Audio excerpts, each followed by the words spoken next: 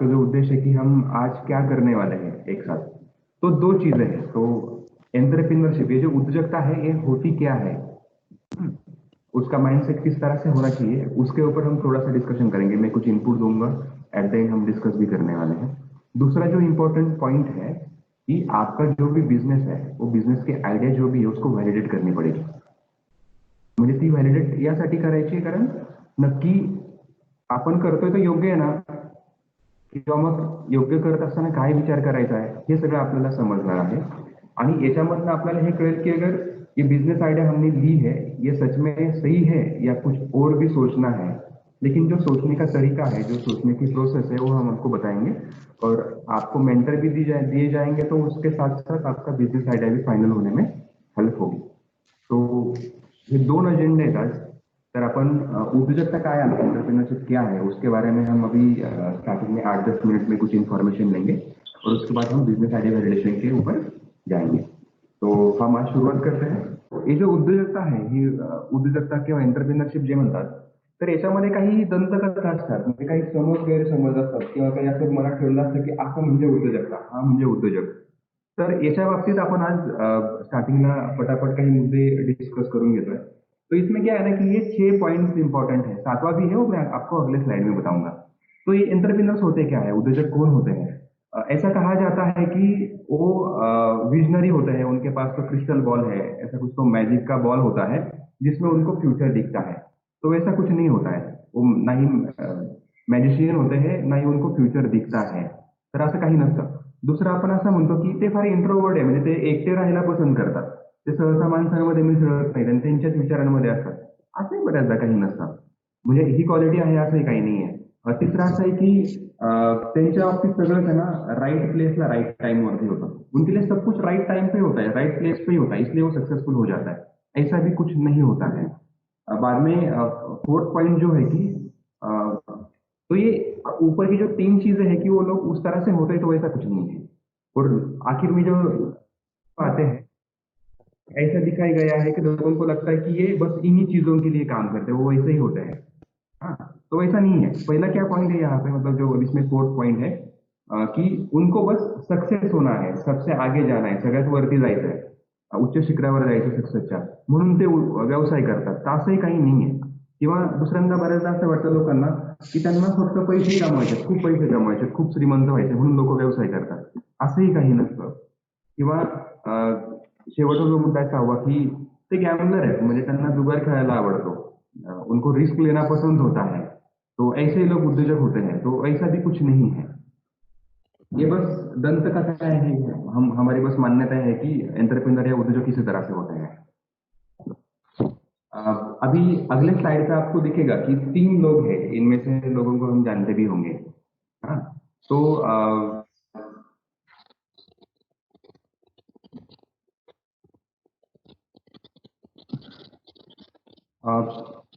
ये जो इसमें से एक आदमी की मैं आपको स्टोरी बताना चाहूँ।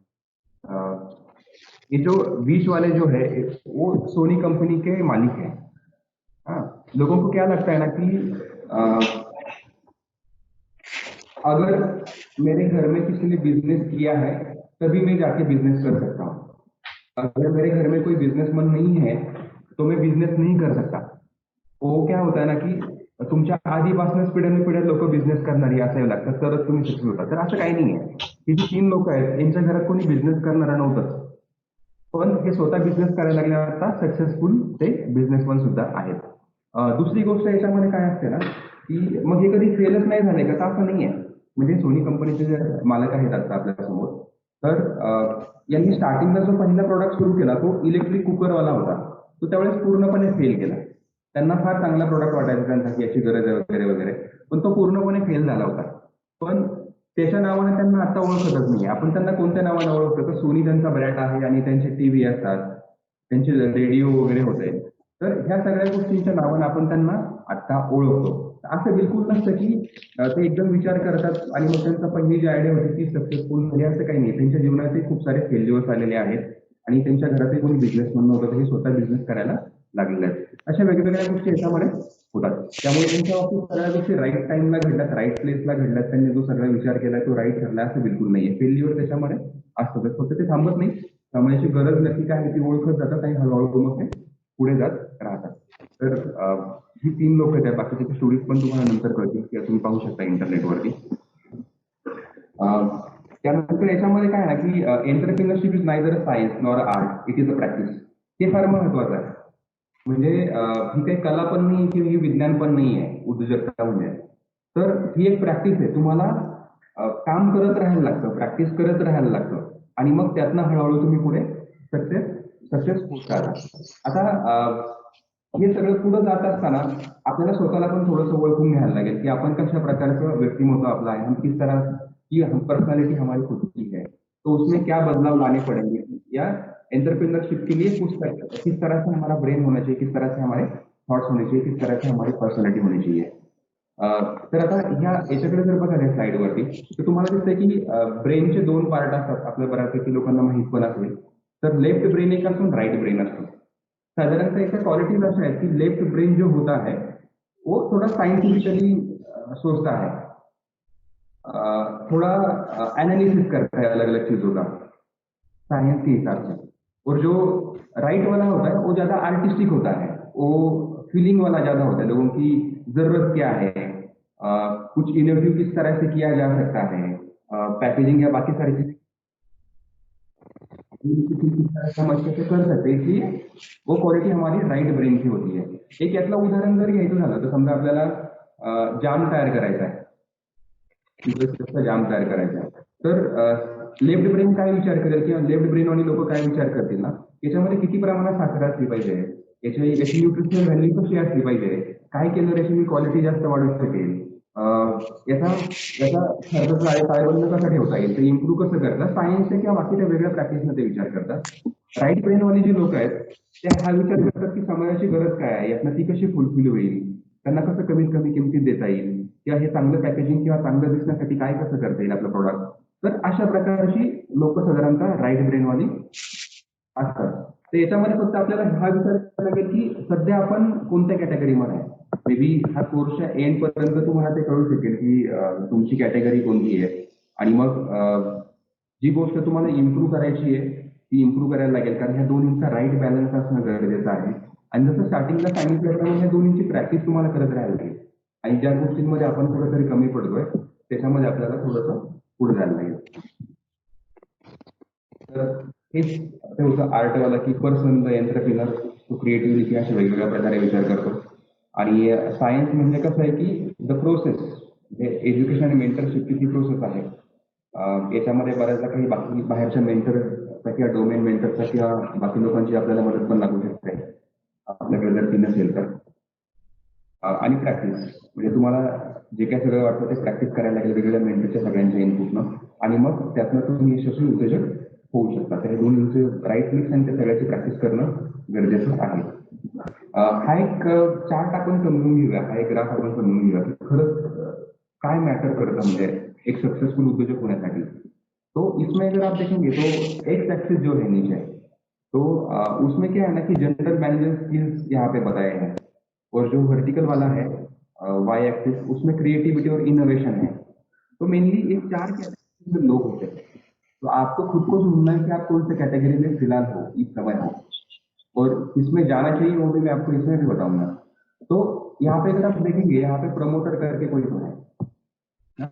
प्रमोटरची क्वालिटी काय याच्यामध्ये आहे की यांचे मॅनेजरियल स्किल जे आहेत किंवा बिझनेस जे आहे हा पण आपल्याला कमी दिसतो इथे आणि क्रिएटिव्हिटी आणि इनोव्हेशन पण कमी आहे. तर ही कोणत्या प्रकारची लोक असतात ना, तुम्ही काही काम सांगितलं ना तर तुमचं सांगितलेलं काम सगळे वेळेत पूर्ण करतात तुमचे कामगार वर्ग, असं याच्यामध्ये म्हणता येईल. दुसरं जे आहे मॅनेजर आणि ऍडमिनिस्ट्रेटर. तर याच्यामध्ये ही जी काही तुमची मॅनेजर म्हणून लोक सुद्धा घेतली असतात ऍडमिनिस्ट्रेटिव्ह सगळी कामं करण्यासाठी, तर ती ह्या कॅटेगरीमध्ये असतात. तर एक्स आणि वाय ऍक्सिसनुसार ती लोक कशी आहेत ना की त्यांना मॅनेजर स्किल जे आहेत, ऍडमिनिस्ट्रेशनचे स्किल जे आहेत ते प्रचंड असतात त्यांच्याकडे, एकदम हाय लेवलला असतात. पण क्रिएटिव्हिटी आणि इनोव्हेशन जे इथं आहे ते त्यांचं कमी असतं. तुम्ही सांगितलेले टार्गेट ते पूर्ण करतात, बाकीच्या सगळ्या गोष्टी चांगल्या प्रकारे मॅनेज करतात, पण क्रिएटिव्हिटी आणि इनोव्हेशन त्यांच्याकडे नसतं. एक तिसरी कॅटेगरी याच्यामध्ये जी आहे, इनोव्हेटर्स, जे वेगवेगळ्या गोष्टी नेहमी इनोव्हेट करतात, बिझनेसच्या आयडिया असतील, प्रोडक्टच्या आयडियाज असतील, अशा वेगळ्या प्रकारचं. यांची क्वालिटी जर बघाल तर क्रिएटिव्हिटी आणि इनोव्हेशन मध्ये ते एकदम हाय लेवलला आहे. इथे तुम्ही बघाल हाय लेवलला आहे. पण मॅनेजरियल जे स्किल आहेत, जनरल मॅनेजमेंट जे स्किल्स आहेत, ते त्याच्यामध्ये लो असतात. त्यांना नाही ते जमत किंवा त्यांना नाही आवडत. त्यांना फक्त नवीन इनोव्हेटिव्ह क्रिएटिव्ह गोष्टी करायला आवडतात. वेळेस चौथी जी कॅटेगरी आहे ना, एंटरप्रिनर, तो या सगळ्याचा बॅलन्स आहे. बॅलन्स म्हणण्यापेक्षा ते सगळं हाय एंडला आहे. की क्रिएटिव्हिटी आणि इनोव्हेशन मध्ये पण ते टॉपला असतात, हाय एंडला असतात. आणि मॅनेजर स्किल जे आहेत, जनरल मॅनेजमेंट जे स्किल्स आहेत, त्याच्यामध्ये सुद्धा हाय असतात. तर मग त्या दोन्हींचा योग्य ताळमेळ राखू शकतील आणि मग ते बिझनेस चांगल्या प्रकारे रन करू शकतील. तो इसमें हमें देखना है कि अभी आज इस वक्त हम कौन से कैटेगरी में हैं. हम बस काम करते हैं जो लोगों ने बताया हो, या बस हम मैनेजमेंट हम अच्छे से कर सकते हैं, लेकिन हम नया कुछ इनोवेटिव क्रिएटिव सोच नहीं सकते. किसी ने कुछ देना चाहिए हमें काम तो हम करेंगे. या फोर्थ है, हम कुछ नया सीख सकते हैं, नई बिजनेस चीज तैयार कर सकते हैं, लेकिन हम मैनेजमेंट नहीं कर सकते. या आप एंटरप्रेन्योर हो, सारी चीजें आपको आपके पास हाई एंड पे है. सारी मतलब क्रिएटिव्हिटी, इनोव्हेशन, मॅनेजमेंट स्किल्स. तर तुम्हाला हे शोधायला लागेल तुम्ही कोणत्या कॅटेगरीत आहे. आणि बाकीच्या गोष्टी त्या वाढवता येतात. त्यासाठी मेंटरिंग लागेल किंवा ट्रेनिंग लागेल, ते आम्ही तुम्हाला देऊ. तर हा चार्ट एक महत्वाचा आहे तुम्ही स्वतःला ओळखण्यासाठी. आणि ह्या सत्रातला किंवा ह्या मुद्द्यातून ही एक शेवटचं एक साईड आहे. उद्योजकाला काय माहित असलं पाहिजे किंवा तो कसा असला पाहिजे याच्याविषयी एक आहे. याच्यामध्ये हे 3 प्रश्न आहेत. हे 3 प्रश्न तुम्ही स्वतःला विचारायचे वेगवेगळ्या लेवलला. तर याच्यामध्ये पहिलं जे आहे ना, की व्हॉट आय नो, म्हणजे तुम्हाला काय माहिती आहे, आपको क्या पता है, वो आपको खुद को अच्छे से आपने सोचना चाहिए. इसमें एक मैं एग्जांपल लेना चाहूंगा. फूड प्रोसेसिंग मध्ये सारिका जगताप मॅडम म्हणून एक उद्योजक आहेत, त्या शिरवळला आहेत पुण्याच्या जवळ. त्यांच्या उदाहरणाचे जे 3 प्रश्नांची उत्तरं कशी असू शकतात जेणेकरून तुम्हाला सक्सेस होण्यामध्ये मदत होईल, हे मी तुम्हाला थोडक्यात सांगतो. तर सारिका जगताप मॅडमला हे नक्की माहित होतं की मार्केटमध्ये आत्ता कसली गरज आहे. म्हणजे ते ज्या भागात आहे तिथं कामगार वर्ग जास्त आहे आणि तिथं पौष्टिक खाद्यपदार्थ किंवा रेडी टू ईट योग्य किमतीमध्ये, चांगल्या क्वालिटीमध्ये माल उपलब्ध नसतो दुकानदारांकडे सुद्धा. आणि मग ही मार्केटची गरजही त्यांना माहित होतं की कमी कॉस्टमध्ये पौष्टिक आणि ह्या लोकांना परवडेल असं मी काही देऊ शकते का, हा त्यांचा विचार होता. त्यांना ते माहित होतं. दुसऱ्या साईडला व्हॉट आय लाईक, म्हणजे त्यांना काय स्वतःला आवडतं ऍज अ पर्सन म्हणून, हे पण तितकंच महत्वाचं आहे. तर त्या सांगतात की लहानपणापासून मला खाद्यपदार्थ बनवायला, घरामध्ये वेगवेगळे रेसिपीज बनवायला आणि लोकांना द्यायला मला आवडायचं. आणि आत्ताही मी काय करते की मी नवीन काही जर खाद्यपदार्थ बनवले तर मी 4 लोकांना देते आणि त्यांचा फीडबॅक येते. मला आठवतं की ते विज्ञानाच्या पाबळमध्ये जेव्हा जेव्हा ट्रेनिंगला यायच्या, प्रत्येक वेळेला येताना बऱ्याचदा दिवाळीत किंवा उन्हाळ्यात ट्रेनिंग असायचं. त्या वेगवेगळ्या गोष्टी नवीन ज्या तयार केल्यात ना, ते घेऊन यायचे 5-6 पाकिटात आणि आमच्या 5-6 लोकांना द्यायच्या आणि आमचा फीडबॅक घ्यायचा की मी नवीन तयार केले, तुम्हाला कसं वाटतंय. तर हेही त्याच्यामध्ये होतं. त्यामुळं त्यांना मार्केटची गरज कळाली, त्यांना त्यांची आवड माहिती होती, त्या संदर्भात त्यांना सेवा देण्याची, खाद्यपदार्थ तयार करायची. आणि तिसरी गोष्ट जे याच्यामध्ये जी आहे, व्हॉट आय कॅन सेल, मी काय विक्री करू शकतो, मी क्या बेच सकता हूं, ही चीज का मी सेल कर सकता हूं. तर याच्यामध्ये मला असं वाटतं की वरचे 2 प्रश्न फार महत्वाचा आहे. मला काय माहित आहे, मे बी तुमचे मार्केटची गरज असेल, तुमच्या प्रॉडक्ट विषयीची डिटेल माहिती असेल, त्यातनं तुमचा कॉन्फिडन्स वाढतो. दुसऱ्या साईडला मला काय आवडतं, मी पॅशनने काय करू शकतो, हे जर तुम्हाला माहित असेल तर तुम्ही सेल नक्की करू शकता. कारण तुम्हाला मार्केटची गरज आहे माहिती आहे, तुमचा प्रॉडक्टही चांगला माहिती आहे आणि तुम्हाला ते आवडतं सुद्धा लोकांना सेवा द्यायला किंवा त्या गोष्टी करायला, तर तुम्ही चांगलं सेल करू शकता. ह्या 3 प्रश्नांची उत्तरं नेहमीच तुमचा व्यवसाय किंवा त्याची आयडिया पुढे जाताना तुम्हाला माहिती असल्या पाहिजेत किंवा याच्यावर तुमचा वारंवार विचार व्हायला हवा. तर हा एक प्रश्न महत्वाचा आहे. तर आता याच्यातही एखादा प्रश्न किंवा 1-2 प्रश्न असतील तर सांगा, नाही तर आपण मग पुढच्या सत्राकडे जाऊया. आपण याच्यामध्ये फक्त हेच बघितलं की उद्योजक काय असतो, उद्योजकता काय असते, आपण कसा विचार करायला पाहिजे. मी तुम्हाला लेफ्ट ब्रेन राईट ब्रेनचा कॉन्सेप्ट सांगितला. तुम्ही सायंटिफिक अप्रोचमध्ये जास्त आहात की आर्टिस्टिक आहात. त्यानंतर मी तुम्हाला 4 कॅटेगरी सांगितल्या त्यावाल्या, की याच्यामध्ये तुम्ही कुठं मोडता, तुम्हाला कुठं असलं पाहिजे, अलाइनमेंट तुम्हाला करणं सोपं जाईल. आणि शेवटी हे 3 प्रश्न मी तुम्हाला आता सांगितले आहेत. यात काही एखादे 2 प्रश्न असतील तर सांगा, नाही आपण पुढे जाऊया. सगळ्यात शेवटी आपण प्रश्न उत्तर घेतो. रणजित सर, तुम्हाला काय ऍड करायचं असेल तर तुम्ही ऍड करू शकता. हम मुझे कुछ अलग से ऐड नहीं करना है, लेकिन हिंदी बात करने वाले जो पार्टिसिपेंट है उनको समझ में आ रहा है क्या, क्योंकि हिंदी मराठी मिक्स हो रहा है, स्लाइड्स इंग्लिश में है, तो ठीक से चल रहा है, इसी तरह से कंटिन्यू करना है। सर कुछ कुछ समझ में आ रहा है, मराठी तो एकदम मांग जा रहा है, but English and Hindi I am comfortable. समझ में आ रहा है सर। भाषा में कोई प्रॉब्लम नहीं है, लेकिन बहुत स्पीड से जा रहा है, बहुत स्पीड से जा रहा है। ये पहला सेशन हम थोड़ा 2 सेशन हमने जानबूझ के क्लब किए हैं, इसलिए थोड़ा स्पीड ये जो है ये बेसिक है। हमारी जो इच्छा शक्ति है व्यवसाय करने की, वो दूर करने के हिसाब से ये बहुत इम्पोर्टेंट सेशन लग रहा है मुझे, तो मैंने बोला। राइट। अभी क्या था ना कि हमने ये भी सोचा कि इच्छा शक्ति इम्पोर्टेंट है। उसके बाद जो एक्चुअली आपका काम शुरू होना था ना, मतलब कुछ लोगों के हमें कॉल आए थे कि हम एग्जैक्टली काम को किस तरह से करना शुरू कर देंगे। तो हमने सोचा कि ये जो सॉफ्ट स्किल वाला जो है, माइंडसेट सेट करने वाला है, इन चीजों को आपको इंक्लूड किया जाए और इमीडिएटली काम को शुरुआत करें। लेकिन इसके संदर्भ में अगर कुछ क्वेश्चन है तो एट द एंड हम ले सकते हैं, और बाकी भी डिस्कस करेंगे अगर किसी को और डिटेल में जाना है तो we are ready for that. और इसमें हमें एक काम भी करना है, मतलब जैसे आपने अभी कहा कि ये स्पीड में जा रहा है, तो इसको स्पीड में लेने का हमारा उद्देश्य ये था कि अभी आपको हम जो असाइनमेंट देंगे उसमें आपको कुछ एंटरप्रेन्योर्स को इंटरव्यू करना है, टेलीफोन के ऊपर आपको उनका इंटरव्यू लेना है, और आपको इसी पॉइंट के ऊपर उनको कुछ चीज़ें पूछनी है, ताकि ये जो थ्योरी है ये प्रैक्टिस में इसी तरह से लाई जाती है क्या, ये समझने के लिए। तो आप जब इंटरव्यू करोगे या फिर आप जब असाइनमेंट करोगे तब आपको ये चीज़ ज़्यादा पसंद आएगी। हम यहाँ से ज़्यादा एक्सप्लेन करने से आप खुद उसको समझना या उसको एक्सपीरियंस करना, ये ज़्यादा इम्पॉर्टंट है। आता सत्र आहे हे, आता इथून खऱ्या अर्थानं तुमच्या बिझनेसचं काम आता चांगल्या प्रमाणात एक्झॅक्टली शुरू होणार है। आपका बिजनेस का काम अभी शुरू होगा। आपने जो बिजनेस के बारे में सोचा है, अभी आपके दिमाग में कुछ आइडिया रहेगी, कुछ प्रोडक्ट की आइडियाज भी रहेंगी, उसको अभी हम व्हॅलिडेट ते आपण तपासून बघणार आहे की ते हाच बरोबर आहे ना, आपण तो डिटेल व्यवस्थित विचार केलाय ना। कारण वेगवेगळ्या गोष्टी असतात की आपल्याकडे ते असतं म्हणून आपण तसं करायचं म्हणतो, तर ही बरीचशी गोष्टी आता रणजित सर आपल्याला उदाहरणामधून सांगणार आहेत। तर या सत्राची सुरुवात आपली रणजित शानबाग सर करणार आहेत। ते अनेक वर्षांपूर्वी काम करतात, पुढचे व्यवसाय त्यांनी एस्टॅब्लिश करून देण्यामध्ये मेंटरिंग केलेलं आहे, गायडन्स दिलेला आहे। तर मी रणजित सरांना विनंती करतो की एसएबीचे बेसिक काय असावे आणि काय कसा विचार केला पाहिजे बिझनेसची आयडिया व्हॅलिडेट करताना, कोणत्या गोष्टींची काळजी घेतली पाहिजे, तर त्याच्याविषयी तुम्ही आम्हाला मार्गदर्शन करा रणजित सर।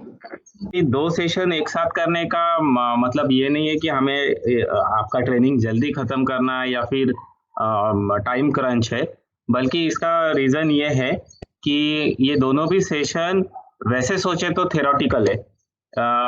हम जब तक ये अप्लाई नहीं करेंगे तब तक हमें इसका इम्पोर्टेंस नहीं समझ में आएगा, या फिर हम बातें करके थेरी समझ के हमें कुछ देर के लिए हम इन्स्पायर हो सकते हैं, आपल्याला खूप असं भरून आल्यासारखं वाटेल की अरे असं असतं का, त्या लोकांनी असं केलं, पण जोपर्यंत आपण ते फील्डवर अप्लाय करत नाही तोपर्यंत ह्या थेरीचा काही उपयोग नहीं। तो जैसे हम इसको अप्लाई करेंगे तब हमें इसका मतलब समझ में आएगा। और जब हम ये समझते हैं कि एंटरप्रेन्योर क्या होता है, और जब हम ये समझते हैं कि वो आइडिया या फिर उनका प्रोडक्ट कैसे चूज करते हैं, तब ये समझ के लेना, इसको इम्प्लीमेंट करना ज़्यादा आसान हो जाता है। तो मैंने शुरू में ही आइंस्टाइन का एक कोट दिया है, जिसमें आइंस्टाइन को हम जानते हैं, उन्होंने 2000 के करीब पेटेंट लिए हैं, और आइंस्टाइन बाकी जो रिसर्चर है या फिर इनोवेटर है उनसे अलग इसलिए है क्योंकि आइंस्टाइन सिर्फ रिसर्चर नहीं थे। सचिन सर वो जो ग्राफ दिखा रहे थे ना, रिसर्चर और इनोवेटर में फर्क क्या है, तो आइंस्टाइन ने लगभग 15 से 16 अलग अलग कंपनीज इंक्यूबेट की थी, उनकी खुद की कंपनीज थी। जिसमें से एक जो है जनरल इलेक्ट्रिकल, जो कि अभी भी बहुत बड़ी कंपनी है। मतलब इतनी बड़ी कंपनी है कि भारत का बजट और जनरल इलेक्ट्रिकल का बजट दोनों एक जैसा है। मतलब एक देश का बजट और एक कंपनी का बजट एक जैसा है। और जनरल इलेक्ट्रिकल क्या करती है हमें सबको पता है। तो आइंस्टाइन एक सीरियल एंटरप्रेन्योर थे। मतलब वो हमेशा उनका जो आइडिया है वो लोगों तक लेके जाने के लिए, उसको बड़ा करने के लिए हमेशा उसके यूजर के पास जाके उसको बिजनेस में कन्वर्ट करने का सोचते थे। तो आइंस्टाइन क्या कहते थे कि the value of an idea lies in the using of it. मतलब हमारी आइडिया जब कोई इस्तेमाल करेगा, आपला आपला जो काही विचार असेल तो जर का दूसरा कोणी अंमलात आणत असेल, अगर हम ऐसा सोचते हैं कि कोलगेट ऐसा चाहता है कि हम दिन में रोज 2 बार ब्रश करें ताकि हमारे दांत अच्छे रहे और उनका प्रोडक्ट ज़्यादा बेचा जाए। तो जब तक हम इसको समझ के इम्प्लीमेंट नहीं करेंगे तब तक कोलगेट इसको कितनी भी बार लैब में प्रूव करे कि 2 बार ब्रश करने से दांत अच्छे रहते हैं, उसका कोई फायदा नहीं है। तो कोलगेट को ये हम तक पहुंचाना पड़ेगा और हमें उसको समझ के वापस उसका इस्तेमाल करना पड़ेगा। तो जब तक हमारा जो कस्टमर है वो हमारे आइडिया का वैल्यू नहीं समझता है तब तक हम बिजनेस नहीं कर सकते, हमारे बिजनेस का कोई मतलब नहीं रहता है। और ये आइंस्टाइन ने काफी अच्छी तरह समझ लिया था, इसलिए उसकी जो कंपनी है जनरल इलेक्ट्रिकल, उसका बजट अभी भी भारत जैसे बड़े देश से भी बड़ा बजट है। और वो क्या करती है वो तो हमें पता है। मतलब उनके इनोवेशंस कितने बड़े हैं वो तो हमें पता है। जनरल मोटर अगर कुछ तय करती है कि उनको बल्ब का स्ट्रक्चर बदलना है तो सारे बाकी के कंपनीज को उसको फॉलो करना पड़ता है। तो अगर हम ऐसा सोचते हैं कि फिर ये तो बात सही है, इसमें कोई दो राय नहीं है कि जब तक लोग यूज नाही करेंगे तब तक आयडिया का कोई मतलब नाहीये। आणि हे आपण रोजच अनुभवत असतो। म्हणजे आपण पण व्यवसाय जरी करत नसलो तरी आपण हे अनुभवत असतो की कारण आपण कस्टमर असतो, आपण यूजर असतो, त्यामुळे आपल्याला हे माहित असतं फिर कहाँ पे गलती होती है। तो एक सर्वे है और ये भारत का ही सर्वे है। तर भारतातले जे स्टार्टअप आहेत, भारतातले जे नवीन व्यवसाय आहेत ते कुठं फेल होतात असं जर का म्हटलं तर एग्जैक्टली ये जो गांधी जी के 3 बंदर है वो भारत के स्टार्टअप को अप्लाई होता है। और आप देखो यहाँ पे लगभग 50% या फिर अगर हम दो कैटेगरीज को, मतलब आप देखो पहली जो कैटेगरी है उसमें लिखा है कि नो मार्केट नीड, म्हणजे बाजाराची गरज नसताना प्रोडक्ट पुश करणं, काहीतरी विकायचा प्रयत्न करणं। आणि वरून पाचवी जी कैटेगरी है कि जिथं थम्स डाउन दाखवलाय उसमें लिखा है कि यूजर अनफ्रेंडली प्रोडक्ट।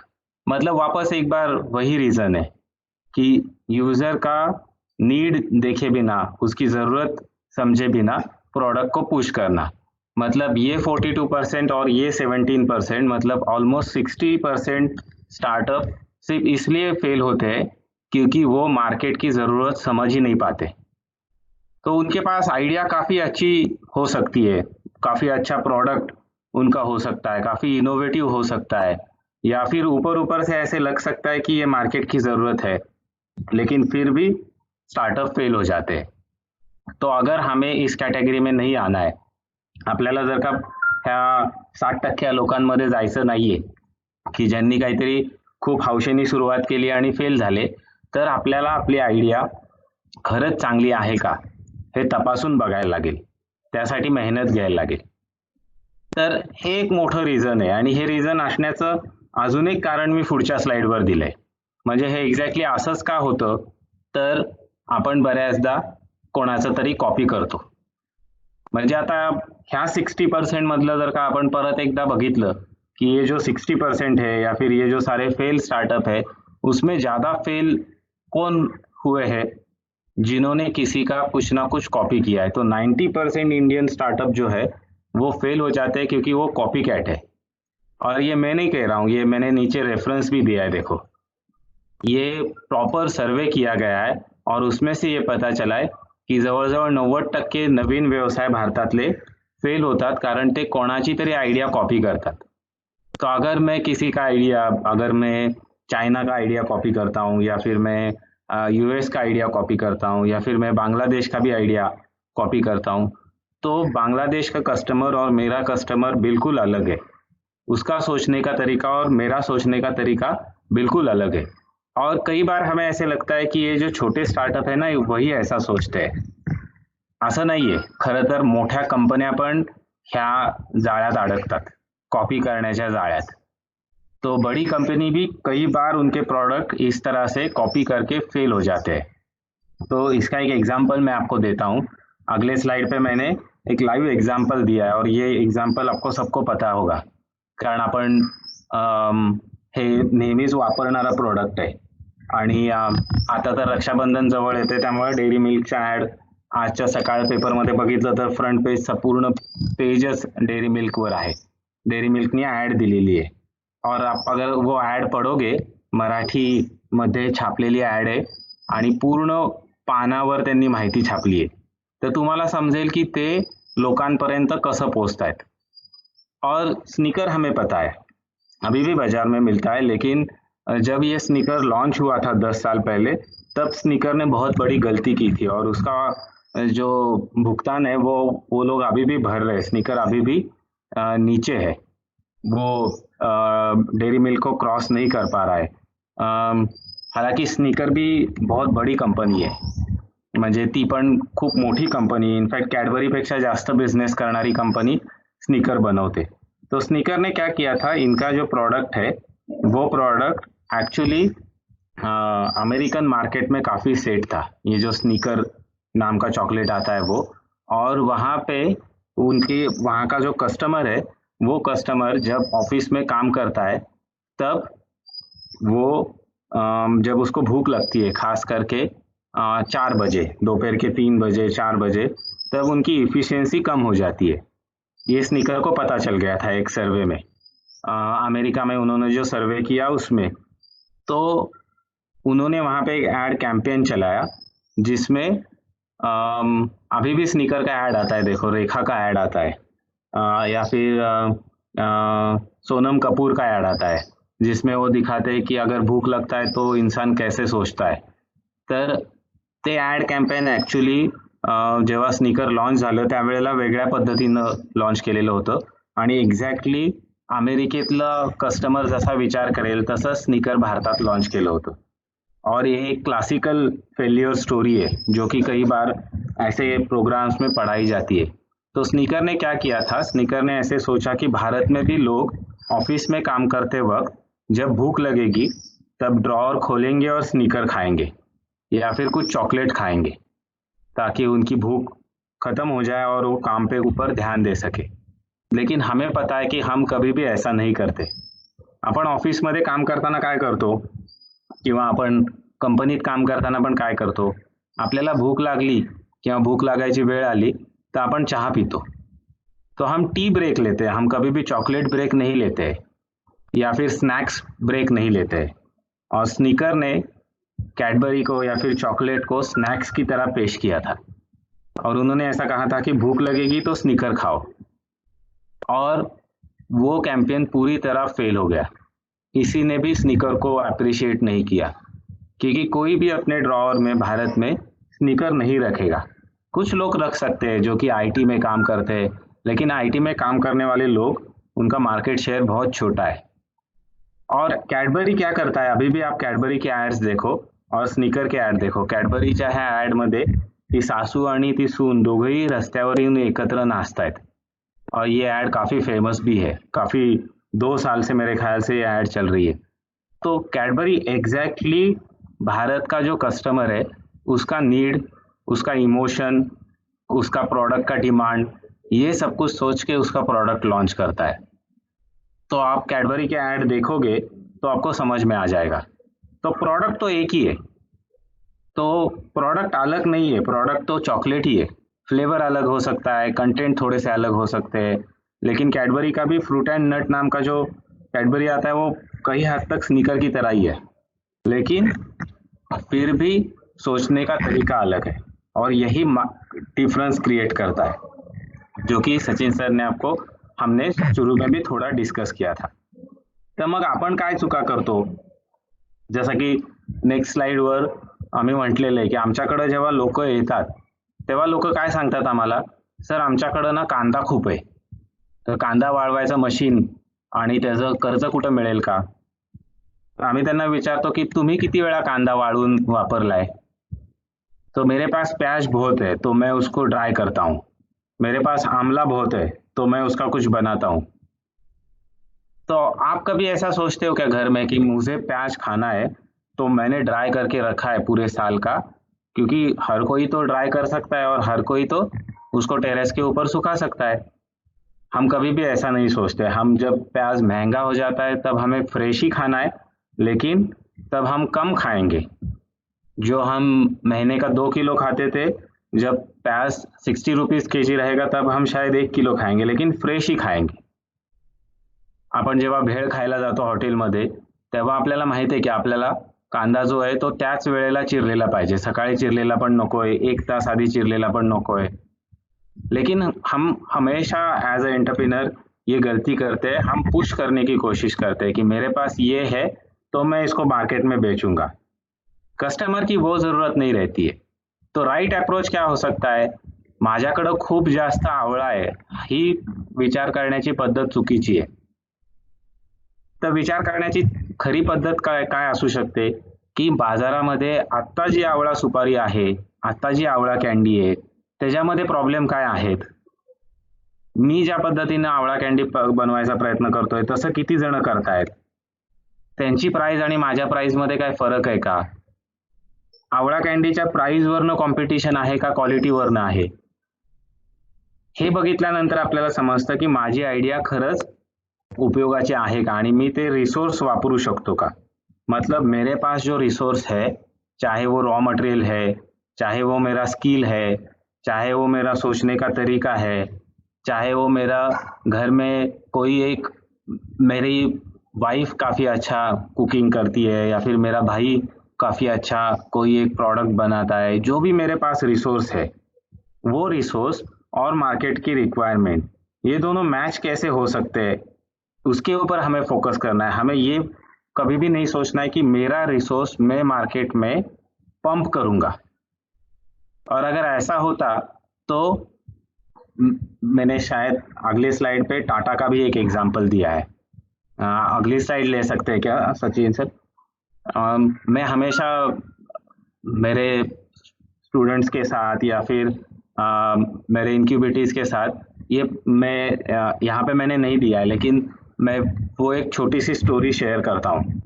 जैसे कैडबरी की स्टोरी मैंने बताई वैसे ही और एक स्टोरी मैं शेयर करता हूँ कि टाटा के पास पैसे कम है क्या, बिल्कुल नहीं है. टाटा के पास रिसोर्सेस कम है क्या, बिल्कुल नहीं है, काफ़ी बड़ी फैक्ट्री है. टाटा के पास अच्छी सोच की कमी है क्या, बिल्कुल नहीं है. रतन टाटा को हम जिस तरह से मानते हैं या फिर रतन टाटा को हम जो इज्जत देते हैं वो शायद हम भारत में प्रधानमंत्री को या फिर राष्ट्रपति को भी नहीं देते. आपल्याला सगळ्यांना रतन टाटा खूप आवडतात आणि तसं एक्झाम्पल दुसरं घेणं पण अवघड आहे. पण तरी पण टाटा नॅनो फेल का झाली, कारण लोकांची जी गरज होती ती गरज चुकीच्या पद्धतीनं पुश करण्याचा प्रयत्न केला गेला की तुम्ही गरीब आहे म्हणून तुम्हाला ही गाडी देतो. पण तीच टाटा नॅनो जेव्हा टाटा एस म्हणून लॉन्च केली, टाटा एस के नाम से जब वही इंजन स्पेसिफिकेशन का व्हीकल लॉन्च किया गया, तब वो उसने एक मार्केट का नया सेगमेंट क्रिएट किया जो कि कहीं पे भी दुनिया में कहीं पे भी वो सेगमेंट नहीं था. मतलब अगर हम यूरोप में देखेंगे, अमेरिका में देखेंगे तो पिकअप ट्रक जो है वो पिकअप ट्रक का एक अलग सेगमेंट है. लेकिन टाटा ने टाटा एस या फिर हम उसको छोटा हाथी कहते हैं, उसका जो मार्केट रिक्वायरमेंट है वो एग्जैक्टली इंडियन मार्केट को सूट होने वाला बनाया. तो फिर हम भी वैसा ही सोच सकते हैं क्या, जैसे कि इस स्लाइड पे मैंने एग्जांपल दिया है इडली का. इडली हम कितने सालों से खा रहे हैं भारत में. अगर हम इसका हिस्ट्री देखें तो कम से कम 200 या 300 साल से तो हम खा रहे हैं. इडली बनाने को लोगों को आता नहीं है क्या, बिल्कुल आता है. फिर भी MTR का इडली रवा मिक्स या फिर रवा इडली मिक्स क्यों इतना पॉप्युलर आहे? क्योंकि उन्होंने क्या देखा मार्केट में, त्यांनी काय बघितलं, तरुण पिढीला भारतीय पदार्थ तर पाहिजेत, पण त्यांना ते सोप्या आणि जास्त हेल्दी पद्धतीनं बनवायचे. तो उन्होंने क्या सोचा कि यंग जनरेशन जो है उनको इडली बनाना है, उनको इडली खाना है, उनको हर बार बर्गर पिज़्ज़ा या फिर पास्ता अच्छा नहीं लगता नाश्ते में, लेकिन उनको वो काफ़ी आसान तरीके से और काफ़ी हाइजीनिकली बनाना है. हमें कई बार ऐसा लगता है कि रेडी मिक्सेस सिर्फ लोगों को टाइम नहीं है इसलिए लोग खरीदते हैं. ऐसा नहीं है. आप अगर पूछोगे कस्टमर से, खास करके जहाँ पे हस्बैंड और वाइफ दोनों भी जॉब पे जाते हैं, उनको अगर आप पूछोगे तो वो दोनों भी चीज़ें बताएंगे. वो बताएंगे कि हमें उसको आसान तो चाहिए लेकिन हाइजीन भी चाहिए. इसलिए देखो, बैटर, रेडीमेड बैटर किसी भी स्वीट शॉप के बाहर मिलता है, लेकिन उसको खरीदने वाला कस्टमर अलग आहे और MTR का कस्टमर अलग आहे. दोघं पण वेगवेगळे कस्टमर आहेत आणि MTRनी कुठं टार्गेट केलेलं आहे, सोपं पण हेल्दी, अत्यंत स्वच्छ, हे MTRचं टार्गेट आहे. तो इन्होंने उनके प्रोडक्ट में तो इनोव्हेशन है ही, त्यांचं प्रोडक्ट चांगलंच आहे, तिथं काहीच म्हणजे सब स्टँडर्ड क्वालिटीचं प्रोडक्ट चांगल्या कस्टमर नीडमध्ये पंप करता येईल असं पण होणार नाही. म्हणजे खूप जास्त गरज आहे म्हणून कोरोनाचं वॅक्सिन अगदी खराब क्वालिटीचं बनवलं तर लोक ते घेणार नाहीत. लोक म्हणतील की आम्ही आमचं बघून घेऊ, आम्हाला कसं कोरोना बरोबर फाईट करायचंय. चांगल्या क्वालिटीचं वॅक्सिन असेल, आम्ही 4 लोकांना विचारू, 10 लोकांना विचारू, कुणी वॅक्सिन घेतलंय, त्याचं काय झालंय ते बघू आणि मगच आम्ही वॅक्सिन घेऊ. आम्हाला खूप गरज आहे म्हणून तुम्ही कसंही वॅक्सिन बाजारात आणलं तर सिरम लॅब किंवा पुनावाल्यांना तसं चालणार नाहीये.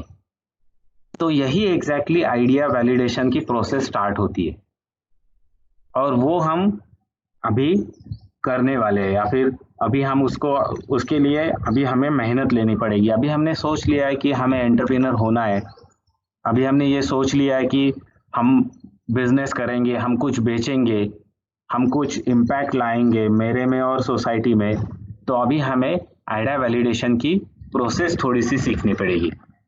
तर ही स्लाइड मराठीत है, लेकिन मैं इसको एक्सप्लेन हिंदी में करता हूँ ताकि मराठी में जो लोग पढ़ रहे हैं उनको भी समझ में आए और जिनको मराठी पढ़ने को नहीं आ रहा है उनको भी समझ में आए. आणि नंतर मी परत मराठीत सांगेनच.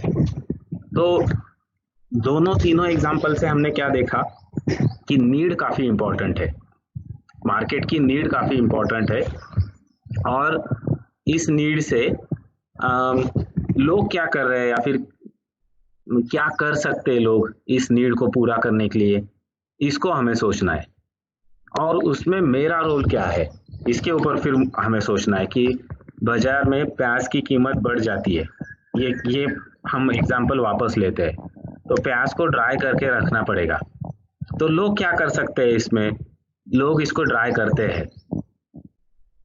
तो क्या मैं ऐसा ड्राई ओनियन बाजार से खरीदता हूँ? तो नहीं, मैं कभी भी ऐसा ड्राई ओनियन कभी खरीदता नहीं हूँ और ना ही ऐसा किराने का शॉप में या फिर किसी मंडी में ऐसा ड्राई ओनियन दिखता है. तो फिर मैं इसमें क्या कर सकता हूँ, तो मैं फिर ऐसा देख सकता हूँ कि अगर ये रिटेल का प्रोडक्ट नहीं है तो ये होलसेल का प्रोडक्ट है क्या, रेडी मिक्स में ड्राई ओनियन जाता है क्या, ग्रेवी मिक्स में जाता है क्या, तो जाता है. तो मैं इसमें कुछ इम्पैक्ट कर सकता हूँ क्या, शायद हाँ, शायद नहीं, शायद मुझे इतने बड़े स्केल पे नहीं सोचना है. तो मैं लोगों को ये सिखा सकता हूँ क्या कि ड्राई ओनियन कैसे यूज करना है. तो वो मेरा प्रोडक्ट खरीदेंगे तो उनको ये भी पता चलेगा कि ड्राई ओनियन कैसे इस्तेमाल किया जाता है. बाद में हमें ये सोचना पड़ता है कि इसको और ऑप्शंस क्या है, मतलब लोग और कौन से ऑप्शन ले सकते हैं ये करने के लिए. और इस ऑप्शन में जो भी डिफिकल्टीज है वो कैसे दूर की जा सकती है. जैसे मैंने कहा कि मैं 2 ऑप्शन ले सकता हूँ, या ये तो मैं होलसेलर को मतलब ग्रेवी मिक्स बनाने वालों को टारगेट करूंगा, या तो मैं लोगों को ये सिखाऊंगा कि ड्राई ओनियन बिरयानी में कैसे यूज किए जाते हैं और बिरयानी के पैकेट के साथ वो बेचा जाए या फिर बिरयानी के लिए ही वो बेचा जाए, इस तरह से मैं कोशिश करूंगा, मतलब उसके साथ मैं कुछ रेसिपीज भी दूंगा ताकि उसमें की जो भी कमतरता है वो दूर हो सके। और फिर ये करने के लिए मुझे कौन सी स्किल्स लगेगी। तो ये जो चक्र है ये हमें एक बार करके हमारा काम नहीं बनता है, ये हमें बार बार करना पड़ता है हमारे प्रोडक्ट के लिए। और जब हम बार बार करते हैं तब हमें इसमें की मिसिंग लिंक पता चलती है, जो कि बिल्कुल होती है। मिसिंग लिंक रहती है, मार्केट में हमेशा नीड रहती है। और हमने जैसे लास्ट सेशन में देखा था, फूड प्रोसेसिंग इंडस्ट्री भारत में हर साल 10% से बढ़ रही है। इसका मतलब कई सारी नीड, कई सारे मिसिंग लिंक्स मार्केट में है, जिसको हमें आइडेंटिफाई करना पड़ेगा और फिर उसको रिसोर्स के साथ मैचअप करना पड़ेगा। तो ये प्रोसेस आइडिया वैलिडेशन की हम इम्प्लीमेंट करेंगे इस कोर्स के लिए या फिर हमारे प्रोडक्ट के लिए। नेक्स्ट स्लाइड पे चलते हैं।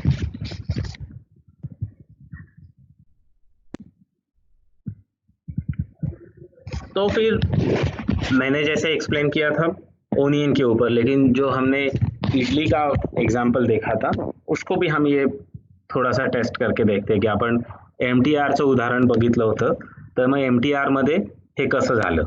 तो MTR ने क्या किया कि जैसे मैंने कहा कि यंग जनरेशन है, उसको जल्दी पकाना है और उसको हेल्दी चाहिए।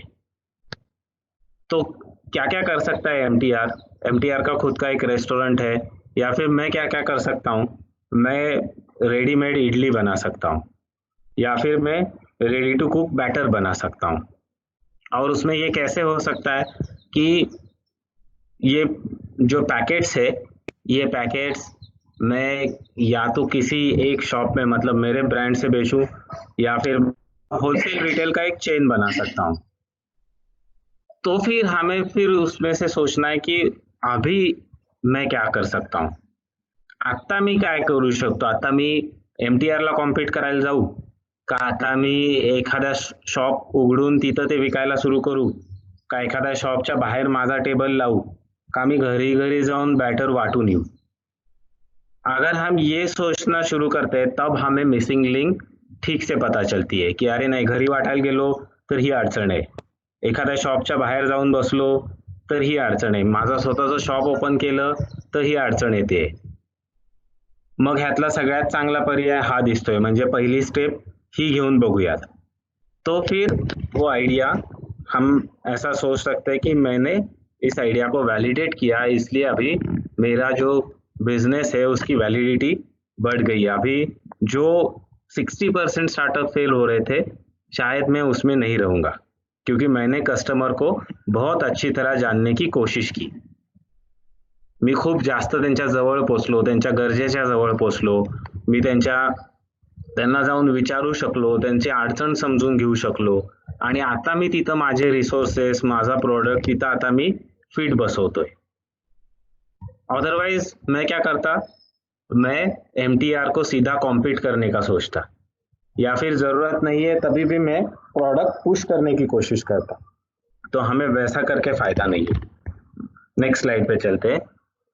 तो फिर हमें ये अभी करना पड़ेगा, क्योंकि इसमें कोई शॉर्टकट नहीं है और इसमें कोई दूसरा आदमी आके ये नहीं कर सकता, हमें खुद को ही करना पड़ेगा।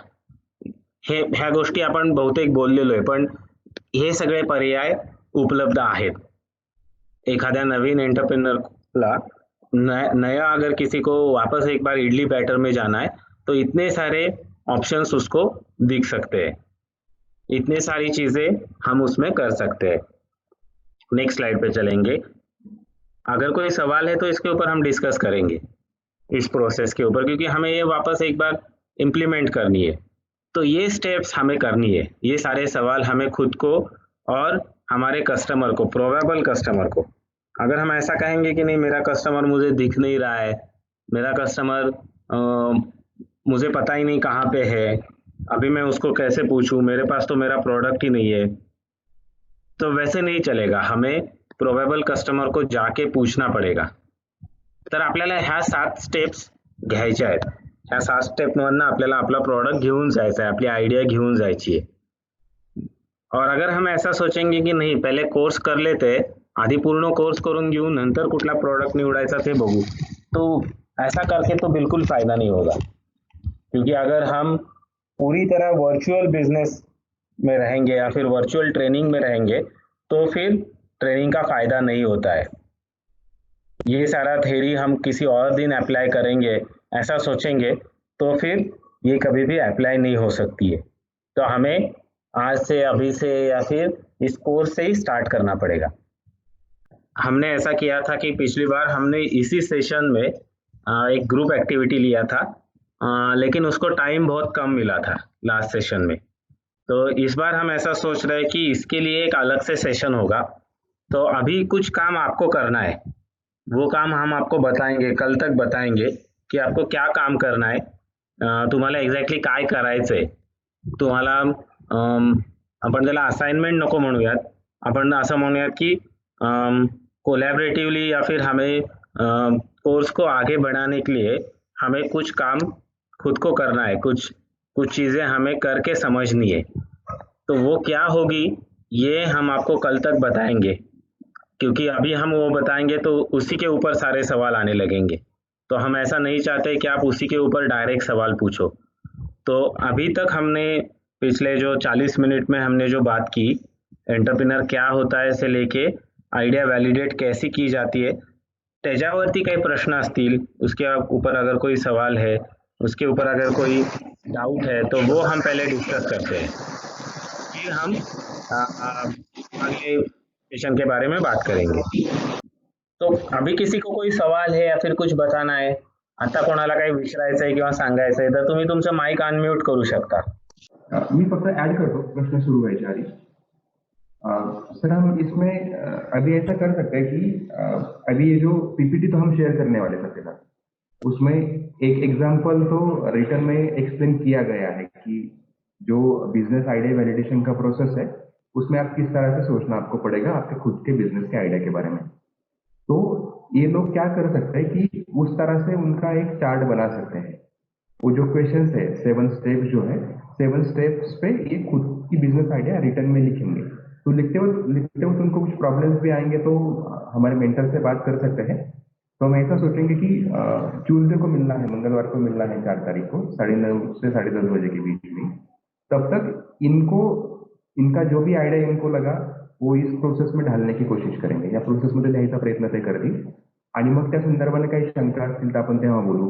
काहींचं झालं असेल तर मग त्यांनी कसा विचार केला मे बी ते प्रेझेंट करतील, आणि त्या डिस्कशनमधनं मग बाकीच्यांच्या क्वेरी आपण मंगळवारी सॉल्व्ह करू शकतो. म्हणजे ऑलरेडी हे लोक त्या सगळ्या प्रोसेसमधनं गेले असतील. कारण बिझनेस आयडियावरती जर जास्त काम झालं आणि जर त्यात काही गोष्टी सिलेक्ट झाल्या तुम्ही सांगितल्याप्रमाणे, तर मग पुढच्या गोष्टी करणं फार सोपं जाईल आणि त्यांना जास्त क्लॅरिटी आपण जे सगळं सांगतोय जे करतोय ते त्यांना अप्लाय करता येईल त्यांच्या बिझनेसमध्ये.